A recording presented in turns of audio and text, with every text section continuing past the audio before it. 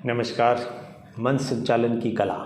मंच संचालन कैसे करें, मंच पर जाने के बाद कैसे बोलें, मंच संचालन में कौन सी शायरी यूज़ करें, मंच संचालन में किस तरीके की भाषा का प्रयोग करें, मंच संचालन में कौन से शब्दों का प्रयोग करें और कौन से शब्दों का प्रयोग नहीं करें, मंच संचालन करते हुए किस तरीके की आवाज़ का ऊपर नीचे होना ज़रूरी है, किस तरीके की आवाज़ में उतार चढ़ाव ज़रूरी है, क्या आवाज़ में उतार चढ़ाव होना भी चाहिए या नहीं होना चाहिए। मंच संचालन करते वक्त हमें किस तरीके की सेंटेंसेस, किस तरीके की मोटिवेशनल स्टोरीज़ का प्रयोग करना चाहिए। मंच संचालन करते वक्त लोगों की प्रशंसा करनी चाहिए या नहीं करनी चाहिए।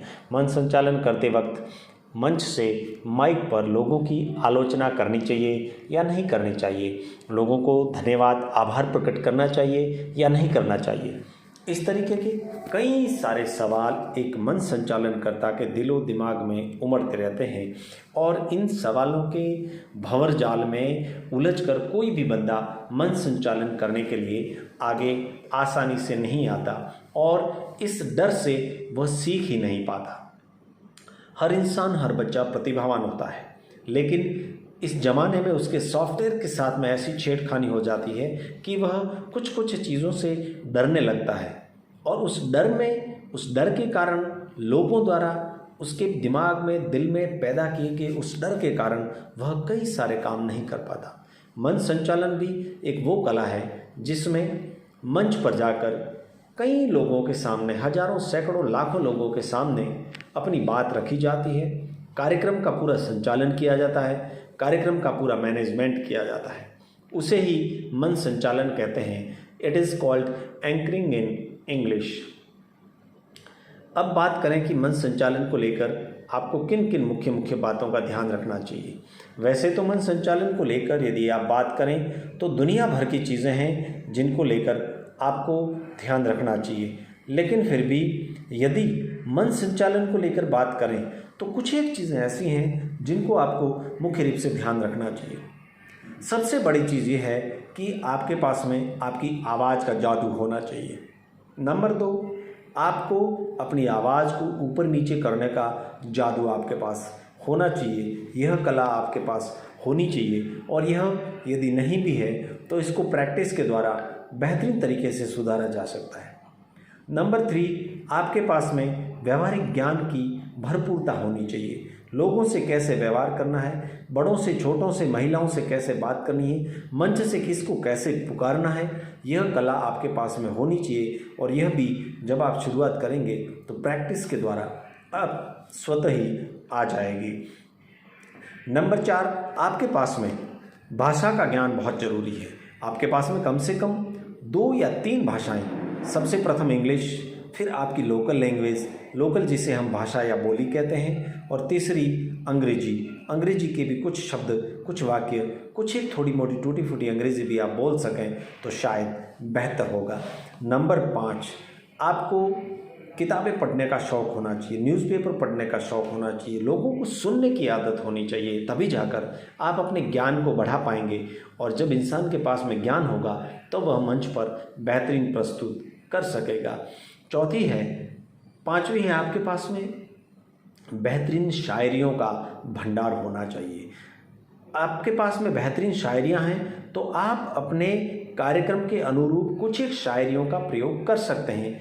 जैसे महिलाओं का कोई कार्यक्रम है, विद्यार्थियों का कोई कार्यक्रम है, तो आप उस पर कुछ बेहतरीन शायरियाँ पेश कर सकते हैं। जैसे एक संघर्ष को लेकर शायरी में आपसे कहता हूँ, ना संघर्ष ना तकलीफ़ें, क्या है मज़ा फिर जीने में। क्या संघर्ष, ना संघर्ष ना तकलीफ़ें, क्या है मज़ा फिर जीने में। तूफान भी थम जाएगा जब लक्ष्य रहेगा सीने में। आपके पास शायरी को प्रस्तुत करने का भी आपका एक अलग अंदाज होना चाहिए। मंच संचालन में यदि आप अपना अलग अंदाज पैदा कर देते हैं तो वह एक अंदाज आपके लिए अलग ही यूनिक पहचान बनेगा, क्योंकि लोगों को सुनकर लोगों की स्टाइल और अंदाज कॉपी करके आप बोलने जाएंगे तो वह अंदाज इतनी रोचकता पैदा नहीं करेगा। दुनिया में आपकी आवाज़ का नाम नहीं होगा, आपका नाम नहीं होगा। लेकिन आप अपना एक यूनिक अंदाज पैदा करते हैं तो that will be unique for you और वह आपकी पहचान बन जाएगा। एक और छोटी सी शायरी बताता हूँ किसी की कद्र को लेकर। जैसे अपनी कद्रदानी को इस तरह ना छिपाइए, जैसे लोग ताली नहीं बजाते हैं तो आप ये शायरी यूज़ कर सकते हैं, अपनी कद्रदानी को इस तरह ना छुपाइए, अगर प्रस्तुति पसंद आई हो तो तालियां ज़रूर बजाइए। ये एक अच्छी शायरी है। इस तरीके से आप कई तरीके की शायरी बोल सकते हैं, जैसे तोड़ के हर पिंजरा उड़ चलो आसमां की ओर, तोड़ के हर पिंजरा उड़ चलो आसमां की ओर, चाहे लाख लगा ले कोई बंदिशें, तोड़ दो हर एक छोर, करना है हर सपने को पूरा, बस ठान लो एक बार, हर मुश्किल हल होगी जब इरादा होगा तुम्हारा कठोर।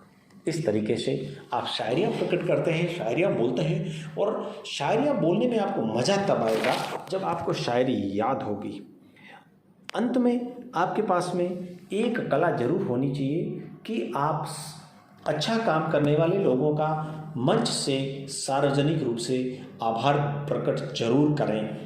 दूसरी चीज़, मंच से किसी की भी आलोचना कभी भी ना करें, प्रशंसा करने में कभी कंजूसी ना करें, और अपने कार्यक्रम के अंत में भामाशाहों का, दानदाताओं का, कार्य कमेटी का, कार्यक्रम करने वाले लोगों का, स्कूल का, संस्था का, कॉलेज का, विद्यार्थियों का, सारे हेल्पर्स का, सभी का धन्यवाद प्रकट करने में कभी कंजूसी ना करें।